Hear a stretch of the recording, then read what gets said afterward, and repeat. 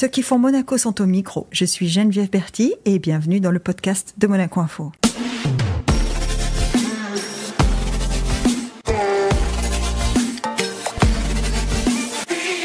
Notre invité du jour est un diplomate et homme de culture français. Après un début de carrière au ministère des Affaires étrangères, puis au ministère de la Culture, il a su redonner de l'éclat à un bijou architectural français classé au patrimoine mondial de l'UNESCO, le domaine national de Chambord, dont il a été directeur général pendant 13 ans. Fort de son parcours unique, il est aujourd'hui ambassadeur de France à Monaco. Bonjour, Jean de Sonville. Bonjour. Quand vous l'entendez énoncé par quelqu'un face à vous, est-ce que ce parcours, vous diriez qu'il était mu par un fil rouge ? Quel est le fil rouge que vous donneriez à Jean de Sonville à travers les postes qu'il a occupés ? Il y a un fil directeur évident qui était le service du pays. Et après, qui prend plusieurs incarnations. Les affaires étrangères, la culture, ça peut être la préfectorale, autre chose. Ouais. Et puis l'autre fil directeur qui est apparu, mais plus avec la maturité, c'est-à-dire la trentaine, c'est la préoccupation de la beauté des choses et que j'ai pu assouvir à Chambord, qui reste quelque chose évidemment de très présent chez moi. Voilà, mais ici c'est une autre mission.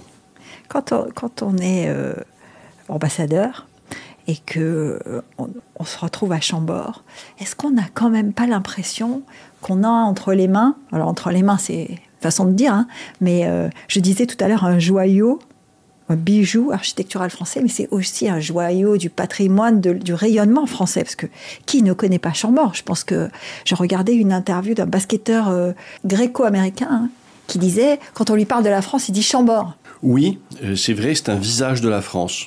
Donc, ouais. Quand vous êtes à Chambord, vous êtes en charge et collectivement avec les équipes de l'entretien, de la présentation d'un visage de votre pays. Et qui dit quelque chose de votre pays, qui le fait aimer aussi, à la fois par toutes les personnes qu'on accueille, les touristes, quand même 2 millions de personnes par an sur le site. Et oui, c'est ce que j'allais dire. C'est par les images, par la programmation. Un concert à Chambord, concert de musique électro, ce sont des images diffusées dans le monde entier. Alors, contrairement à ce que vous me disiez, qui me fait évidemment très plaisir, en fait, non, Chambord n'est pas si connu. C'est vrai. Et un de mes sujets, c'était d'augmenter la notoriété de Chambord, de sorte que la notoriété de Chambord se rapproche de sa dignité éminente, parce qu'au fond, c'est un des plus grands monuments de l'humanité. Oui, c'est un bijou architectural, c'est un bijou politique aussi. Hein. Chambord n'est pas juste là pour être beau. Hein.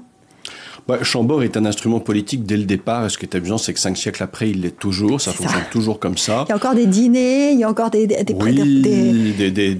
grands événements, plein de choses. Mais en dehors de ça, de toute façon, politiquement, le fait que ce soit une représentation de la France, c'est un rôle politique. Moi, je crois que le tourisme, en réalité, c'est une des dimensions de la diplomatie.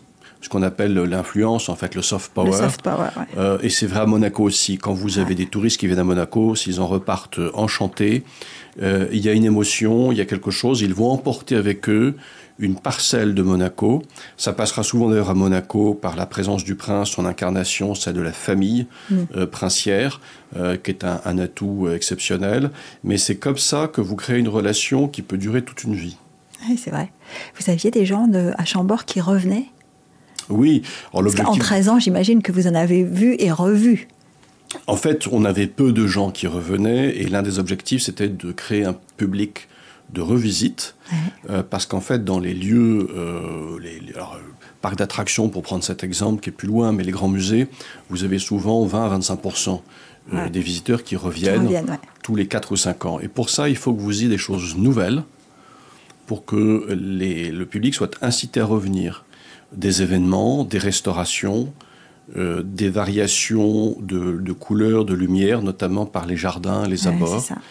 Voilà. Et après aussi, dans la prescription touristique, il faut toujours penser que quelqu'un qui connaît une grande émotion esthétique, poétique, familiale, quelque part, va rester attaché à ça. Je prends un exemple.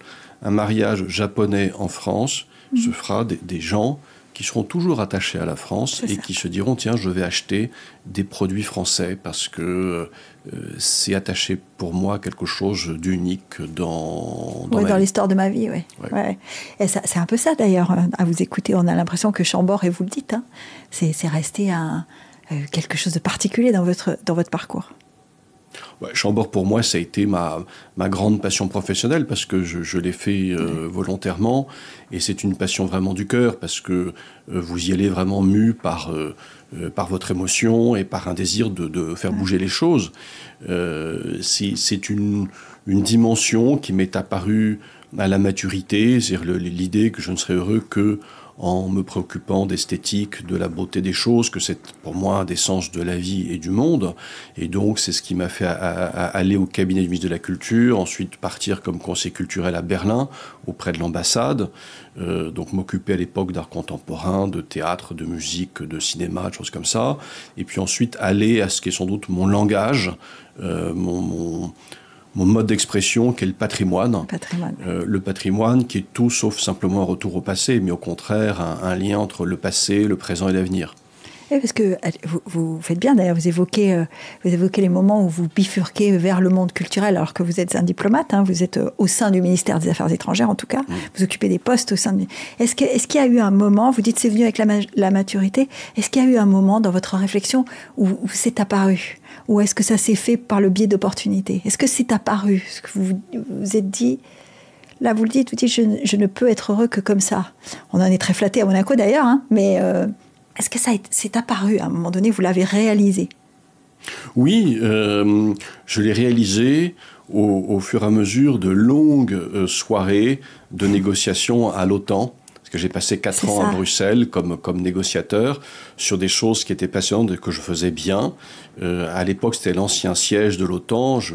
J'aimerais bien rappeler que c'était en fait un ancien hôpital psychiatrique dans lequel il n'y avait pas de lumière parce qu'en fait, pour des raisons de secret, c'était fermé et que vous entendiez éventuellement la pluie tomber sur le toit du bâtiment. Qui d'ailleurs en Belgique tombe assez régulièrement. Et de 4 ans de travaux assidus, je me suis dit, au fond, qu'est-ce qui ferait vraiment le sens de ma vie professionnelle ? De quoi ai-je besoin ?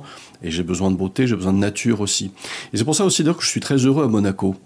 Parce que Monaco, moi je fais dans mon esprit un parallèle avec Chambord, parce que ce sont 2 mondes singuliers, avec un environnement naturel. Ici, c'est la mer.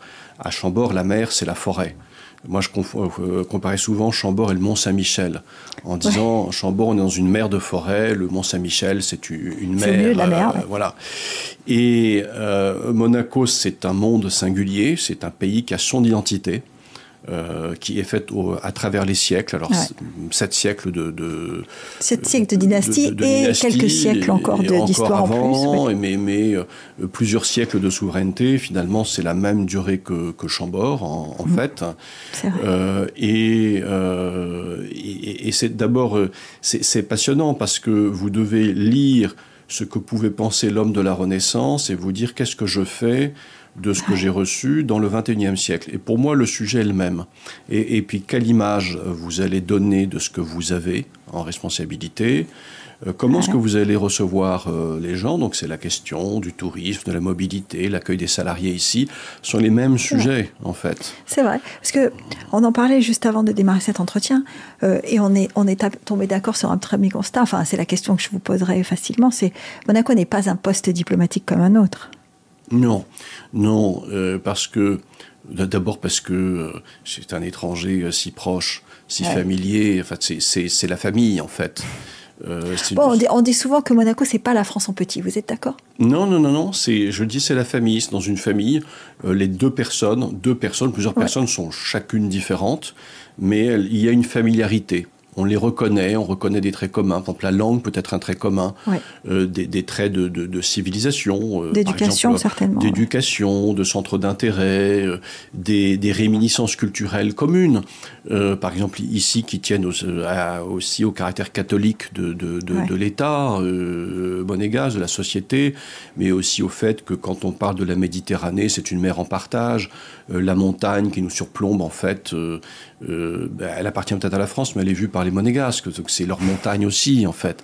Il y a tout ça en commun. C'est vrai qu'on a tendance à s'approprier la tête de chien, je suis d'accord. Mais il n'empêche qu'il y a un fait monégasque, une souveraineté monégasque, et il y a la même différence que entre deux personnes dans une même famille, je sais pas moi, deux frères ou deux sœurs ou des cousins, chacun est chacun. Est-ce que vous diriez, en tant qu'ambassadeur de France, quand vous êtes arrivé à Monaco, est-ce que vous aviez ce sentiment-là, que chacun était chacun?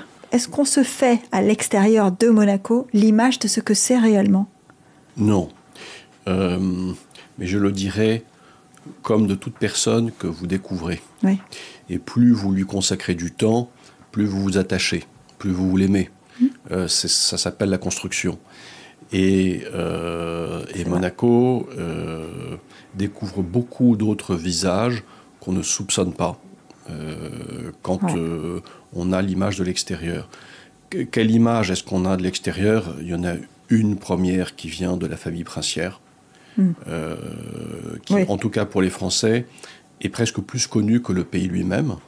On connaît les princes de Monaco. Ils sont très connus en France. Ils ont occupé des places à la cour aussi. Voilà, mais en tout cas, ils sont connus de l'opinion publique française. Ils ont été dans l'armée française aussi. Ils ont été dans l'armée française. C'est une longue histoire, vieille histoire de proximité avec la France. Mais on connaît aussi Monaco par le sport, beaucoup. Ouais. Le Grand Prix, bien sûr. Le foot. On connaît Monaco aussi par un art de vivre. Mais rien de tout cela ne peut résumer Monaco, ni qui sont les Monégasques. Oui, c'est vrai. Quand vous arrivez, vous, Georges d'Haussonville, que vous êtes nommé à Monaco, quelle est votre première idée? Est-ce que vous vous dites, je vais aller me promener, parce que là aussi, c'est pas seulement qu'il faut consacrer du temps aux Monégasques pour les connaître, il y a la ville, il y a l'endroit. Est-ce que vous vous dites, je vais m'installer... Parce que vous parliez de forêt. Alors, le moins qu'on puisse dire, c'est que là, vous n'êtes plus en forêt. Non, je ne suis plus dans mon biotope. Mais je survis très bien, je vous rassure. Oui, ça j'imagine. Et puis, je vais aller dans l'arrière-pays. Il y a aussi des parcs naturels superbes derrière. Non, je suis arrivé célibataire géographique et ce que vous dites est très juste. J'ai commencé par arpenter la principauté à pied pendant 1 mois. Vous vous déplacez beaucoup à pied, hein. Moi je vous croise beaucoup en ville. Hein. Oui. Bah oui, ça maintient en forme et j'aime bien marcher. Mais en fait, pour effectivement comprendre et comprendre comment la ville est faite, parce que j'aime bien l'architecture. Ouais. Et voilà, comprendre où est le vieux bâti, les nouveaux bâtiments, comment tout ça s'articule. Et Monaco est très complexe parce qu'il y a ces différences de niveau, il y a cette verticalité.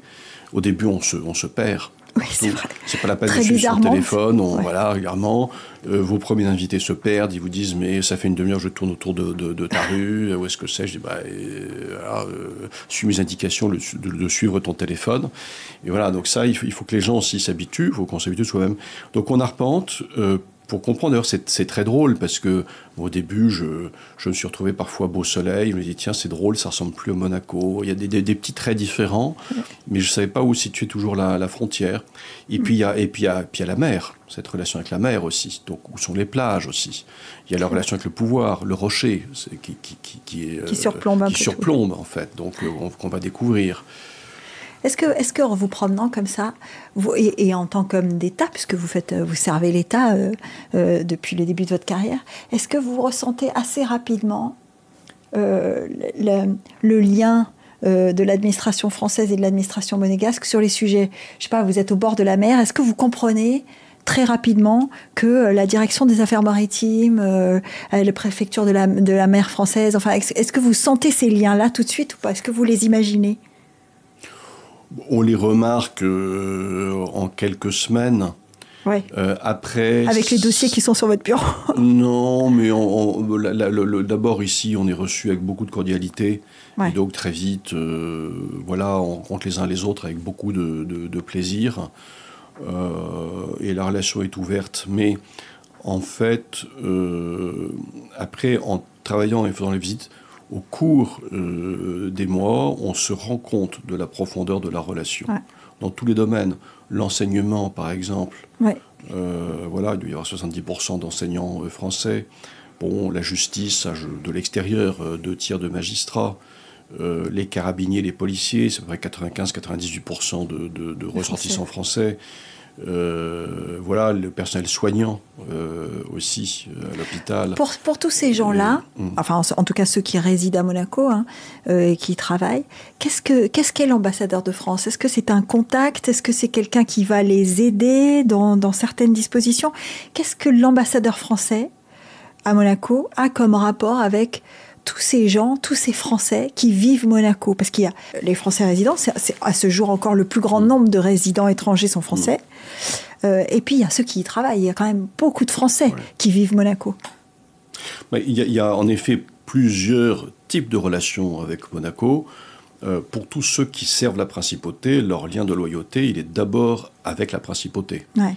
Et moi, quand je les contacte, ou je les rencontre, je respecte bien cette distinction. Un magistrat, par exemple, qui a prêté serment, il est ici au service du prince de la principauté et, je dirais, des habitants de Monaco. Ouais. Après, vous avez, si je prends les salariés qui viennent tous les jours, qui sont dans le privé, eux, ce sont des transfrontaliers, comme on pourrait les avoir au Luxembourg, en Suisse ouais. Ailleurs. Donc, ils relèvent des communes dans lesquelles ils vivent, mais ici, quelque part, l'ambassadeur est quand même un peu leur représentant aussi. Et je pense que ce sont des personnes dont on ne se préoccupe pas toujours assez, qui sont des personnes d'une grande importance pour la prospérité de la principauté, qui sont, je crois, heureuses de travailler pour Monaco. Nous sommes très heureux des emplois créés pour les Alpes-Maritimes. Je vois que ça représente à peu près 10% de l'emploi dans les Alpes-Maritimes. À peu près, oui.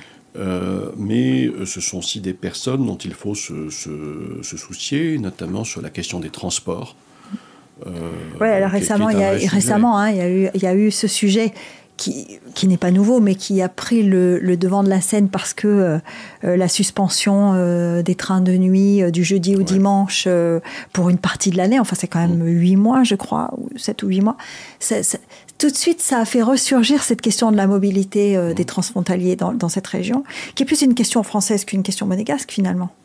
Parce que 95% de cette mobilité, elle se fait sur le territoire français, elle ne se fait pas sur le territoire monégasque. C'est une question centrale et qui mérite certainement de s'y arrêter, et de s'en parler. Et de s'en parler, j'imagine, peut-être sur la base d'une étude de mobilité ou d'études conjointes pour envisager plusieurs options. Alors oui, c'est une question qui est plus française par le territoire. Je pense qu'elle est plus monégasque par en fait, l'intérêt qu'a la principauté à pouvoir... conserver, garder libre l'accès à la principauté, parce que on a, et c'est remarquable comme performance, une augmentation tous les ans des effectifs salariés à Monaco. Ouais. Et si on a fait plus de 10% en un an sur les actifs. Continuer, si on se projette sur 10 ans, 20 ans, il paraît évident qu'il faut trouver d'autres solutions de mobilité. Enfin, c'est une évidence qui est, je crois, partagée par tout le monde et qui est un débat ouvert aujourd'hui. Ouais. Et dans la situation actuelle, on voit bien qu'il y a un sujet aussi à la fois de sécurité, confort, dignité pour les salariés. Ouais. Il y a un sujet d'irritation pour les autorités monégasques qu'on peut comprendre vis-à-vis de la SNCF. Il y a des sujets techniques pour la SNCF avec les éboulements. Oui, parce que c'est une région pas facile non plus. Voilà, il y a un sujet géologique aussi qui s'impose à tout le monde. Mais c'est un sujet qui est quand même plus d'intérêt, je crois, pour l'employeur. Ouais. C'est comme ça que je le vois. L'attractivité de l'emploi, en tout cas. D'ailleurs, quand je parle avec les employeurs monégasques, ils me disent tous qu'ils ont besoin qu'on augmente les capacités d'accès à Monaco.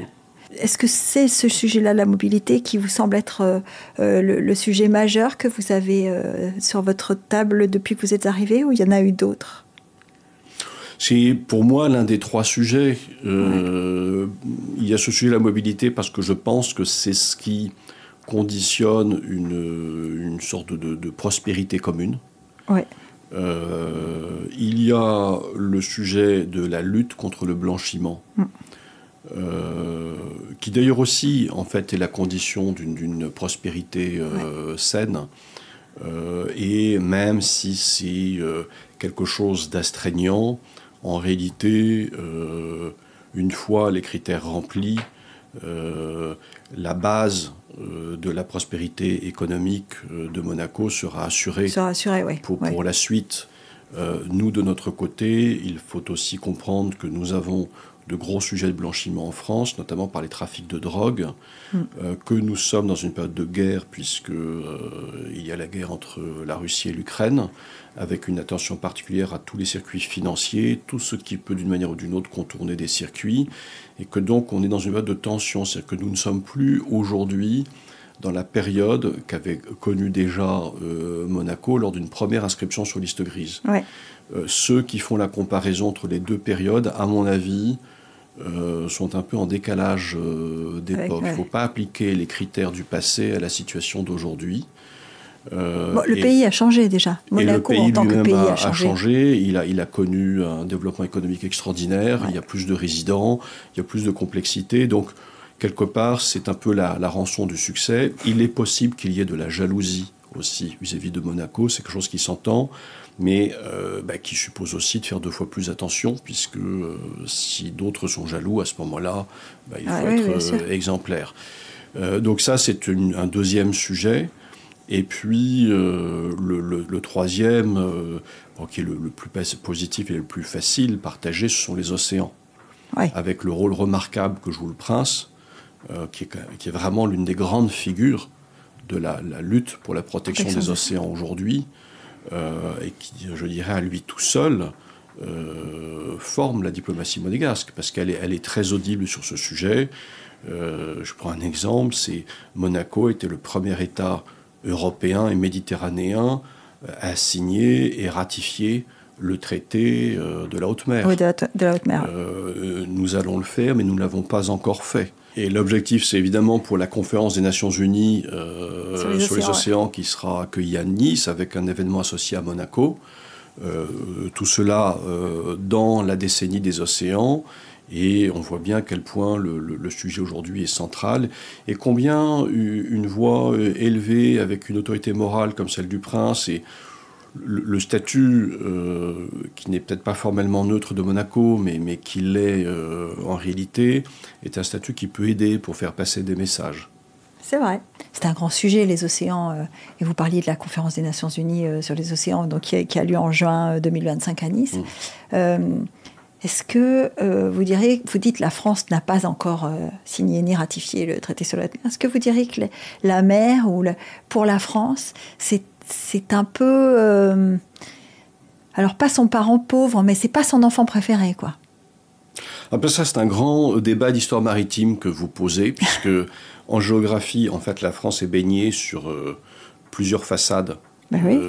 Atlantique, de mer, Méditerranée, Atlantique, la Manche, la mer du Nord, les territoires, les départements et territoires d'outre-mer. Donc, en fait, la France a un grand empire maritime.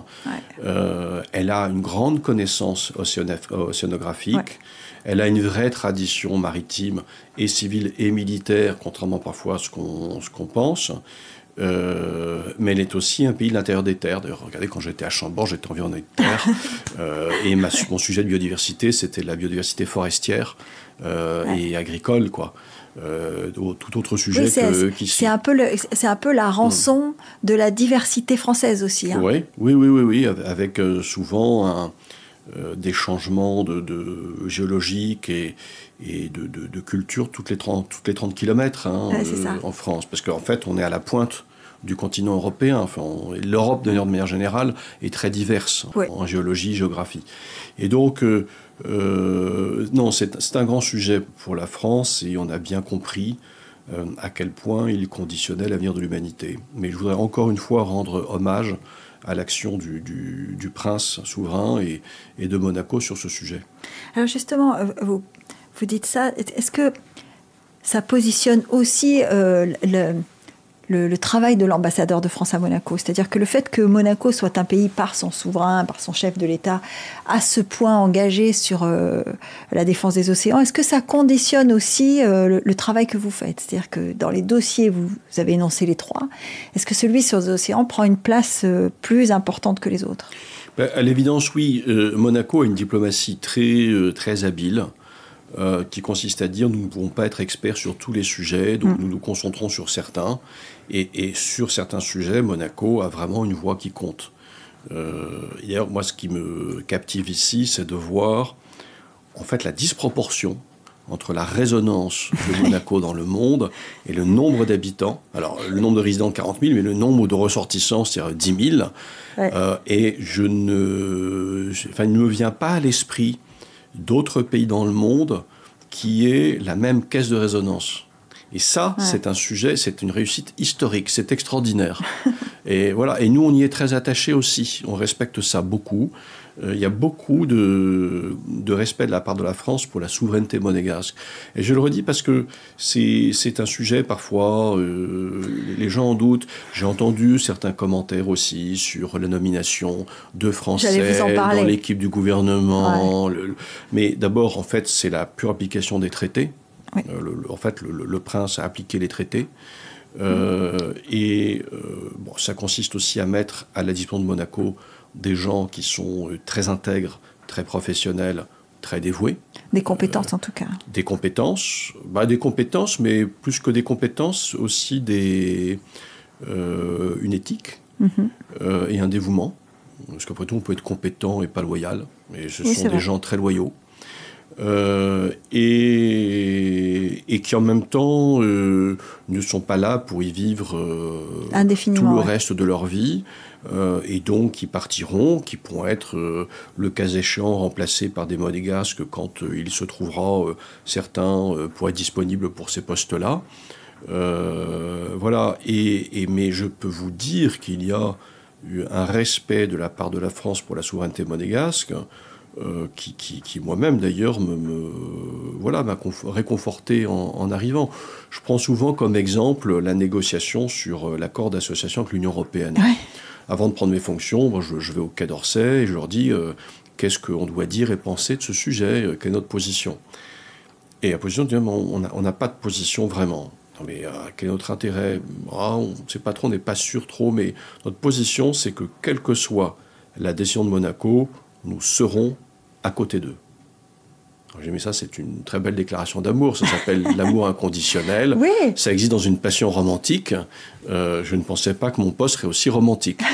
et voilà, mais ça a été la réalité. Et le jour où Monaco a dit non, en fait, on préfère suspendre la négociation, la France était aux côtés de Monaco. Quand on vous écoute, on se rend compte que l'ambassadeur de France et dans des dossiers qui sont à la fois diplomatiques et politiques, d'une envergure internationale. Et c'est là qu'on se dit, quand on est ambassadeur, comment est-ce qu'on vit la réalité du pays qu'on finit par aimer, vous l'avez dit. Oui. Vous avez dit que Monaco est un pays que vous aimez. Comment on conjugue l'amour qu'on a pour le pays qui nous accueille avec les intérêts de son pays, de son propre pays? Il est, à mon sens, difficile d'être diplomate dans un pays sans aimer ou adhérer à ce pays. C'est pour ça qu'il faut sortir les diplomates, parce que sinon, ils n'ont plus la distance. Parce que vous devenez aussi l'avocat... Vous êtes pour le roulement. Mais bien sûr. Ouais. Après, on peut discuter de la longueur du roulement, oui. mais c'est mieux. Et vous devenez l'avocat de votre pays, parce que votre rôle, c'est aussi d'expliquer ce pays auprès de vos autorités. Et tout ne passe pas par les médias. Il y a des choses qui ne se disent qu'en dehors. Voilà. Et donc, forcément, le temps que vous y passez, etc., vous vous attachez. Pour ce qui concerne Monaco et la France, la relation est d'une telle intimité. Ça a été aussi une de mes surprises. Ce qui m'a surpris, c'était de voir la proximité entre le président de la République et le prince. Ouais. Et ce qui m'a beaucoup intéressé, c'est que lorsqu'on regarde l'histoire de Monaco depuis la fondation de la République française, donc depuis les années 1870, c'est quelque chose qui revient souvent. C'est-à-dire qu'il y a une tradition de proximité entre le président de la République française et le prince. Et même lorsqu'il y a des irritants, même dans les moments de crise, ils se connaissent, ils se parlent. Ouais. D'ailleurs, on parle beaucoup d'une éventuelle visite du président français à Monaco. Est-ce que pour vous, ambassadeur, c'est un projet qui vous motive? Parce que ça paraît un peu simpliste comme question, mais c'est la visite du chef de son État dans le pays dans lequel on est en poste, ça doit être quelque chose quand même. Ah mais c'est le rêve de tout ambassadeur, hein. C'est la visite d'État de son chef d'État dans le pays auprès duquel on est accrédité et du chef d'État du pays d'accréditation auprès de son propre pays. Et évidemment, le rêve, ce serait de faire les deux dans la même année. Dans la même année. Dans le cas présent, parce que là on parle de visite d'État, hein, si elle se confirme comme ça, c'est le plus haut niveau protocolaire. Donc ça suppose de passer une nuit dans le pays d'accueil. Et il n'y a pas eu de telle visite de la France à Monaco depuis François Mitterrand en 1984, donc il y a 40 ans. Oui, parce que François Hollande était venu, mais il n'avait pas passé une nuit sur le territoire. Visite officielle ou visite de travail. Nicolas Sarkozy aussi. Ouais. Donc il n'y en a pas eu depuis le début du règne du prince Albert II, mais en fait il n'y en a pas eu depuis le traité de 2002 de pleine accession à la souveraineté. Donc le sens de cette visite d'État, c'est la reconnaissance de la pleine souveraineté de Monaco dans la suite logique de ce traité de 2002. C'est aussi le soutien affiché du gouvernement français au prince, à Monaco, dans les difficultés traversées que nous avons évoquées tout à l'heure. Oui, qui sont... Alors, ce sont des difficultés parfois d'ordre international, hein, comme la lutte contre le blanchiment de fraude fiscale notamment. Puis ça peut être des moments difficiles au point de vue national. Il peut y avoir des moments où la situation nationale requiert aussi beaucoup d'attention. Oui. Et puis c'est l'expression d'une considération. Ouais. Et puis ces visites d'État sont en général des moments aussi où on lance des projets, on fait avancer des choses, on arbitre. On signe des traités aussi. Oui, on peut signer des traités, alors pas à chaque fois, mais on peut signer des accords. Voilà. Et puis, ce sont des moments aussi d'approfondissement des liens. C'est-à-dire que, pour se comprendre, à un moment donné, c'est très simple, il faut se visiter. C'est entre voisins. En fait, on n'a pas... même au XXIe siècle, même à l'époque numérique, on n'a quand même rien inventé de mieux que de se voir, de se serrer la main et de passer du temps ensemble. C'est vrai. Est-ce que vous diriez que c'est envisageable en 2024, une telle visite d'État à ce stade? En 2025, on pourrait l'envisager. Ah ouais, en 2025. En 2025, on pourrait l'envisager. Moi, j'y travaille de toutes mes forces. Voilà, ça n'a pas été possible. Alors, il y avait un projet, mais en visite officielle. Donc, un cran en dessous. Donc, sans la nuit. Sans la nuit, avec moins d'apparat, moins de reconnaissance. Oui, parce que qui dit nuit, dit dîner d'État. Dit dîner d'État des deux côtés, dit expression protocolaire au plus haut niveau des deux côtés, des honneurs rendus. C'est pour ça que je parle de la souveraineté de Monaco. C'est très important. C'est-à-dire que si vous avez une visite d'État à Paris avec la grande escorte à cheval, les Champs-Élysées pavoisés aux couleurs de Monaco, ça veut bien dire que la France, qui est, je l'espère, l'État le plus proche de Monaco, fait cas de la souveraineté de Monaco. C'est ça que ça veut dire. Et donc, elle la reconnaît en tout cas. Elle la reconnaît aux yeux du monde entier. Voilà, et c'est très important de dire quelque chose qui peut-être tombe sous le sens, mais de le redire. Là, ce que vous êtes en train de nous expliquer, c'est que le travail de la diplomatie, c'est aussi de rendre réel des choses dont on se parle. À un moment donné, quand vous dites les Champs-Élysées pavoisés aux couleurs de Monaco, c'est réel. Oui, c'est réel. C'est réel. C'est de dire au peuple français, Monaco est notre voisin et notre ami, c'est un État souverain, et nous le reconnaissons. Et nous le disons au peuple français comme nous le disons au monde entier. C'est un message fort quand même. Oui. Ah bah oui. Mais alors, pour les Monégasques qui voient ça de leur côté, la visite, qu'elle soit d'État ou officielle d'ailleurs, mais la visite d'un président français, c'est un message fort aussi. Bien sûr. bien sûr, et le temps consacré. Et donc, moi, l'espoir que cette visite se fasse à Monaco et pour Monaco seul. Ouais. Oui, pas dans le cadre d'un circuit, c'est ça que vous dites. Voilà, c'est ça l'idée. Et voilà, après, dans une visite, vous pouvez aussi faire la somme des choses, faire la liste des sujets qui vont bien et des sujets qui vont moins bien, et puis vous demander comment vous pouvez améliorer les choses qui vont moins bien. Voilà. Alors, je prends l'exemple de la mobilité. Voilà, c'est un sujet qui mérite une discussion bilatérale. C'est vrai.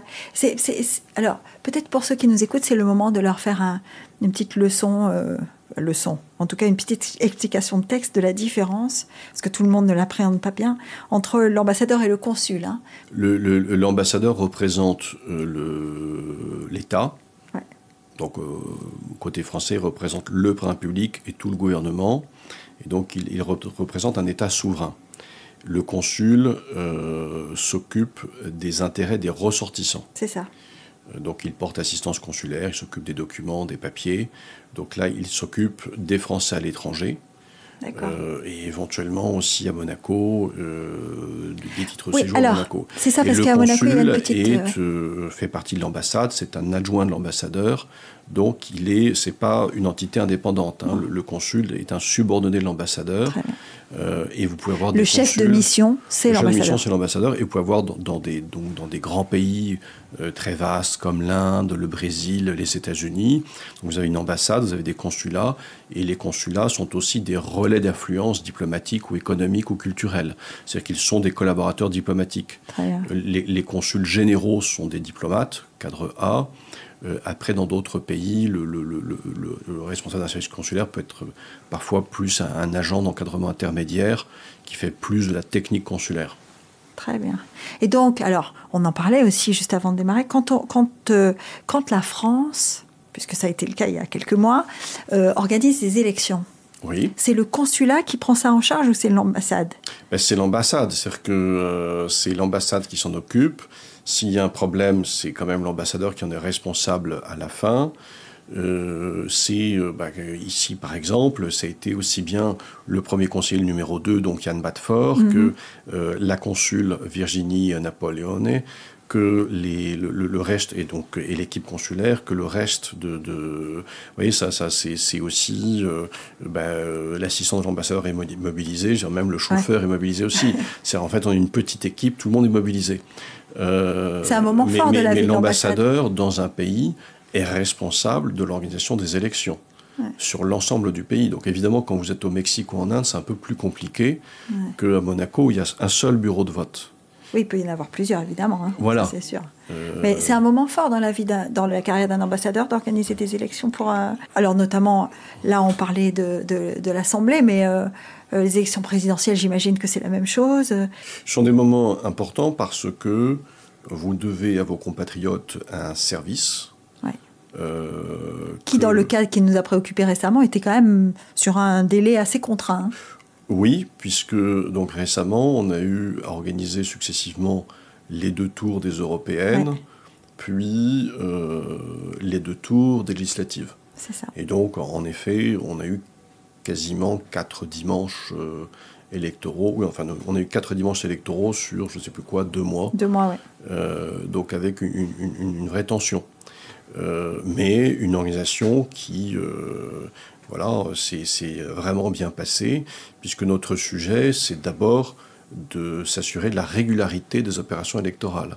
C'est de lutter contre la fraude, ou de s'assurer qu'on n'a pas oublié un ballot de vote, et de contribuer à la régularité des opérations pour les Françaises à l'étranger. Est-ce qu'on a la sensation dans ces moments-là qu'on fait vraiment partie de l'organisation globale de la vie du pays, parce que ça peut avoir une incidence, les législatives notamment, ça peut avoir une incidence directe et très très importante sur la vie quotidienne des gens. Oui, je crois un des moments pour la diplomatie où on se rend compte qu'on assure un service très concret auprès de nos ressortissants à l'étranger, qu'on sert la République, c'est-à-dire la démocratie. Et c'est un moment grave, qu'on mène avec un esprit de sérieux et en étant conscient que la démocratie n'a pas de prix et qu'il n'est pas donné à tout pays de pouvoir voter librement avec des personnes de bonne volonté qui peuvent appartenir à des camps politiques opposés, mais qui se retrouvent sur l'idée de s'assurer que l'opération électorale est traitée avec justesse. Oui, parce que vous n'en restez pas moins tous des citoyens français. Oui. Donc avec des opinions politiques, avec des... Oui. Voilà, qui peuvent être différentes. Oui, oui, dont nous ne faisons pas état dans notre métier, parce que nous sommes tenus à la retenue. À la retenue, oui. Il y a un vrai code de conduite ? Ah oui, d'abord, il est interdit à ce fonction de proférer des opinions politiques. Vous ne m'entendrez jamais commenter la vie politique française autrement, si vous voulez, que dans son organisation générale. Ouais. Mais jamais donner ce qui pourrait ressembler d'une manière ou d'une autre à une consigne de vote. Mais là, en tant qu'ambassadeur français, est-ce que le fait que la France ait traversé plusieurs semaines avec un gouvernement démissionnaire, est-ce que ça a fait l'objet d'interrogations de la part des gens que vous avez croisés dans vos représentations, dans les moments où vous avez participé à des événements est-ce qu'on vous a beaucoup questionné là-dessus ? Mais finalement, assez peu. Ah oui ? Finalement, assez peu. Je me serais attendu à plus de questions. Mais les Jeux Olympiques sont arrivés par-dessus. Le fameux effet Jeux Olympiques. Voilà, et après les vacances. Aussi. Voilà. Et il se trouve que pour ma part, j'ai pris de longues vacances. Et donc, voilà, j'étais pas là pendant la période des vacances, au mois d'août. Et là, maintenant que la France a un gouvernement, est-ce que vous diriez que la communauté internationale, parce qu'à Monaco, il y a quand même de nombreuses nationalités représentées, est-ce que vous diriez que la communauté internationale attend un peu de voir ? Ouais, j'ai le sentiment que ici, pour d'abord les Français, notamment les enfants du pays, et pour les Monégasques, dont beaucoup sont binationaux, au fond, ils suivent la politique comme ils la suivent à travers les Alpes-Maritimes et la région Provence-Alpes-Côte d'Azur. Il y a une telle proximité qu'ils sont nourris eux-mêmes et que donc ils n'éprouvent pas le besoin d'interroger l'ambassadeur là-dessus, peut-être d'ailleurs par gentillesse pour ne pas le gêner. Voilà. Et pour les résidents internationaux, j'ai le sentiment que, alors à part nos amis belges qui s'amusent toujours de la politique française, parce que ça les distrait, j'ai le sentiment, en fait... Ils sont pas mal aussi dans le style pas de gouvernement. Et j'ai le sentiment qu'ils en ont finalement un écho assez lointain, parce que la situation à Monaco est tellement reposante que on a le sentiment ici d'être très en sécurité, très, très, très à l'abri. C'est un sentiment, je ne parle pas du tout de la politique française en l'occurrence, mais qui peut être trompeur. Quand je parlais de la guerre entre Russie et Ukraine, ou la situation au Proche-Orient, c'est une situation politique, géopolitique, qui nous touche tous. Tous, effectivement. Tous. Est-ce que vous avez ressenti ça à Monaco ? Le fait qu'il y ait une certaine porosité avec la situation internationale ? Non, pas tellement. Pas tellement. Pas tellement, d'abord parce qu'il me semble que la question des communautés est traitée avec beaucoup de doigté, de délicatesse.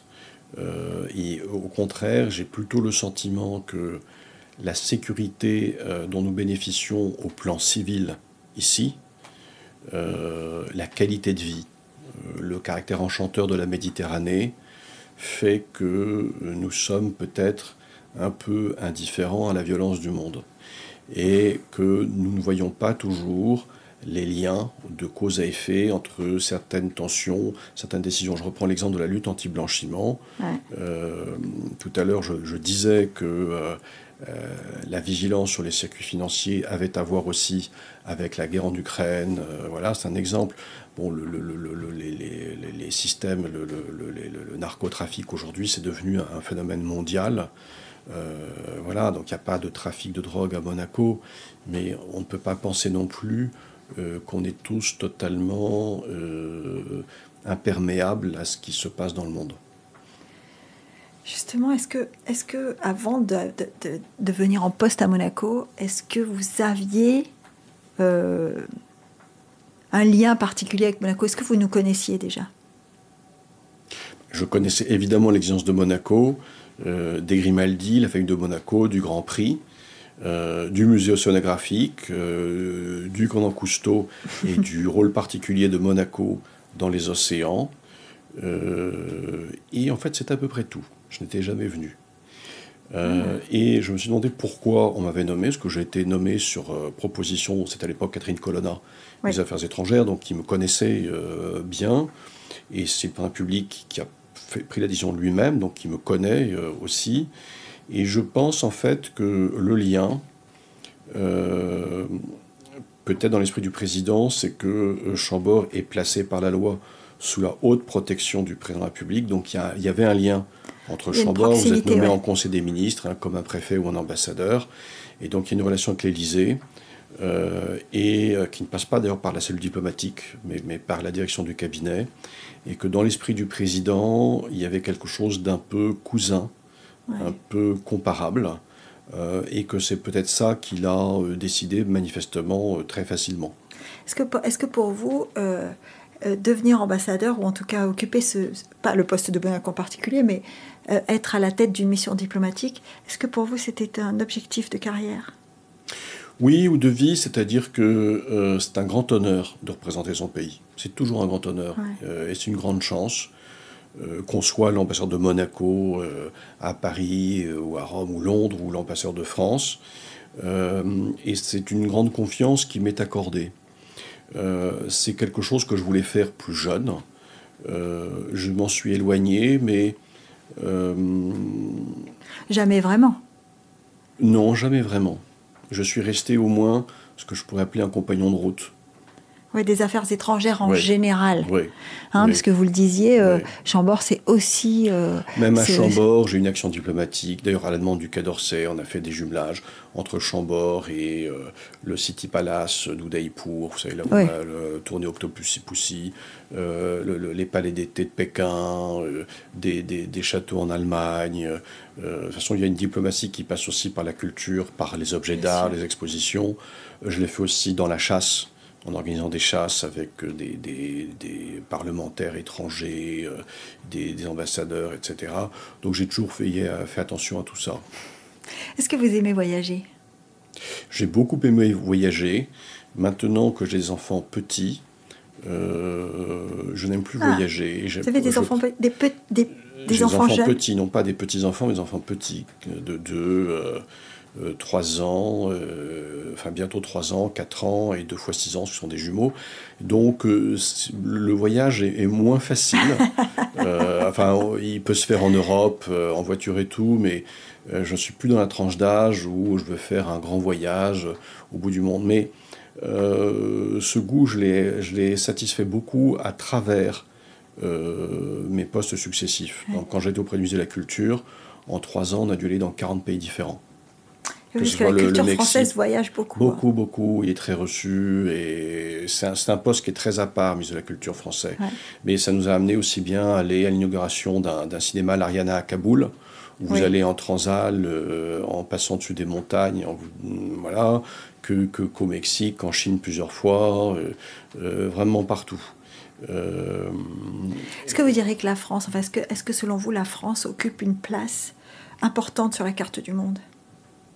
Ça paraît bête comme ça de vous poser la question, mais... Oui, alors elle a une chance pour laquelle elle n'a aucun mérite, c'est qu'elle a une situation géographique privilégiée. Oui, c'est le centre, le centre de l'Europe en tout cas. Pas le centre, parce que chacun se pense le centre du monde, mais pays tempéré, au bout de l'Europe, avec des voies maritimes, et donc elle a une situation géographique très avantageuse. Elle n'est pas enclavée en tout cas. Non, et ça reste vrai. C'est pas la Suisse ou c'est pas l'Autriche. Et dans la construction européenne, en fait, quand vous êtes en poste à Berlin, comme je l'ai été, quand vous allez souvent comme moi à Vienne, puisque ma femme est autrichienne, vous vous sentez plutôt au centre de l'Europe à Vienne ou à Berlin. Ah oui. Et les Viennois vous diront que c'est évidemment Vienne qui est le centre de l'Europe. Et les Pragois vous diront que c'est Prague. Donc chacun voit midi à sa porte. Mais ça, c'est normal. C'est plutôt joli d'ailleurs. Et Rome vous dira que c'est la ville éternelle. Mais donc elle est une situation géographique privilégiée. Elle garde la chance d'avoir une langue partagée, la francophonie, et qui se réveille en Afrique et qui reste très importante. Et d'ailleurs, nous fondons quand même beaucoup d'espoir sur le rôle de Monaco dans la francophonie, y compris sur le français comme langue scientifique, y compris dans la protection des océans. Le français est toujours la langue olympique. Oui, c'est une langue olympique. Et puis, voilà, ça reste quand même un pays d'influence, avec un statut diplomatique qui reste singulier, par son siège permanent au Conseil de sécurité. C'est une puissance artistique et culturelle, quoi qu'on dise, et notamment parce que ce patrimoine est extraordinaire. C'est quelque chose que nous partageons avec l'Italie. Je crois que l'Italie et la France ont à elles seules la moitié des œuvres d'art en Europe, voire dans le monde. Enfin, c'est quelque chose d'extraordinaire. Et c'est encore une puissance d'innovation. Et d'ailleurs, le Paralympique y a beaucoup travaillé en politique d'offres, sur les nouvelles technologies, sur beaucoup de choses. Et donc, elle n'a pas dit son dernier mot. Elle n'a pas dit son dernier mot. Et vous, votre dernier mot, là, si je vous demandais, qu'est-ce qu'on pourrait vous souhaiter pour la suite? Jean d'Aussonville, si j'avais une baguette magique, qu'est-ce qu'il me demanderait? Ça, je ne vous le dirai pas à l'antenne, mais vous pouvez me souhaiter beaucoup de bonheur, beaucoup de chance. Voilà, et que le jour venu, le président de la République me confie de belles responsabilités. Ça, c'est une aspiration normale. Alors, Chambord, je ne sais pas si on y retourne un jour, mais j'ai quand même envie de vous demander, est-ce que vous y retournerez, même en tant que visiteur, comme ça? Est-ce que ça vous plaît d'y retourner? Alors, je n'y retournerai pas pour exercer des responsabilités professionnelles, parce que j'y suis resté 13 ans, j'ai fait le tour, et qu'en fait, c'est pas sain d'y retourner, oui. J'y retournerai certainement, peut-être un jour dans des occasions diplomatiques, si un jour il y a un grand banquet auquel le prince participe, bien sûr j'irai, mais je laisserai quand même quelques années par courtoisie pour mon successeur, parce que je suis resté 13 ans, donc évidemment ça occupe un petit peu le terrain, ça marque. Et puis moi j'ai besoin de tourner la page, parce que ça reste une grande passion. Et je suis très heureux d'être à Monaco pour ça, parce que c'est un changement complet de cadre. Et évidemment, ça attise aussi beaucoup la curiosité intellectuelle et humaine, parce qu'en fait, on rencontre des gens passionnants ici. Il y a une diversité avec ce caractère cosmopolite de Monaco, l'esprit entrepreneurial aussi ici, puis la diversité des sujets. Ben écoutez, j'espère qu'on vous gardera encore un moment. Merci, merci. Et je vous remercie d'avoir trouvé un moment pour nous. C'est moi qui vous remercie.